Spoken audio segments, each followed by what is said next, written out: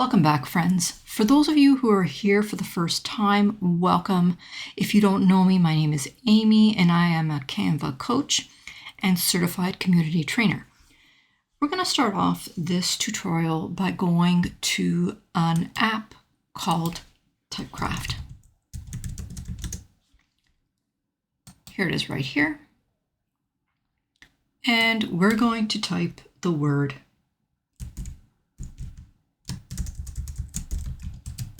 football. I'm going to keep the font as New Amsterdam.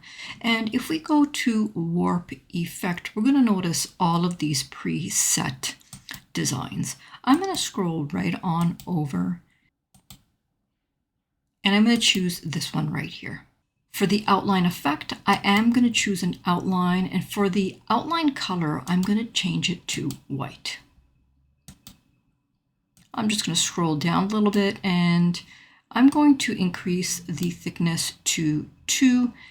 And I'm also going to change the color of the text up here to a red color.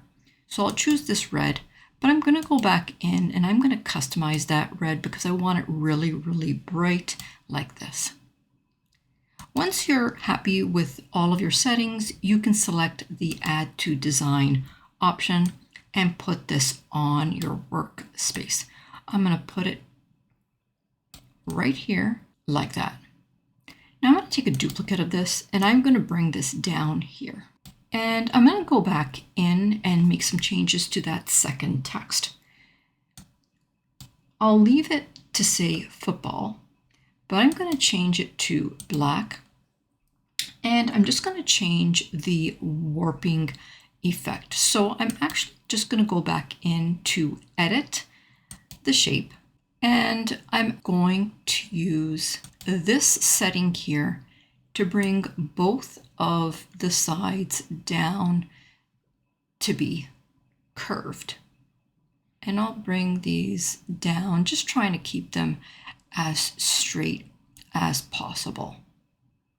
I'm going to update the element. So there it is right there. And I'm just trying to match the curve of the football to kind of match as naturally as possible.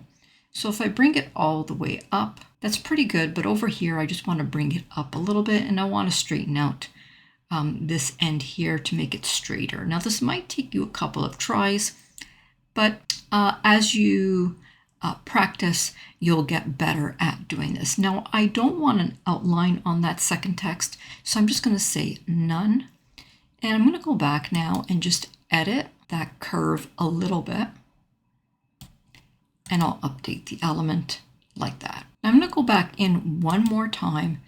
And this time, I'm actually going to bring the bottom in a little bit.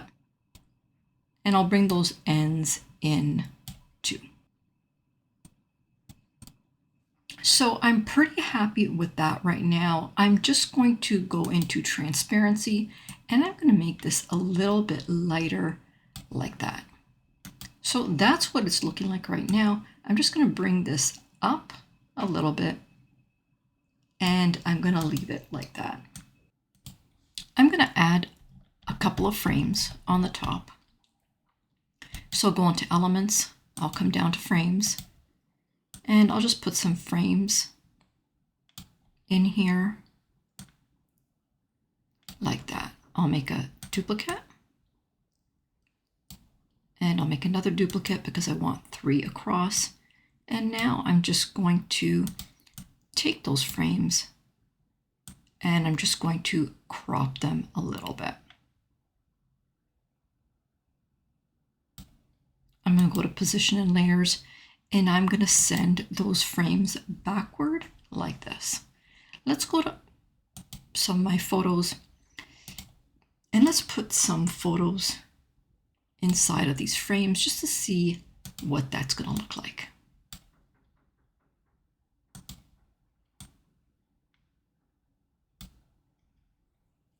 So that's what that's going to look like. We're going to take one more football player. I'll remove the background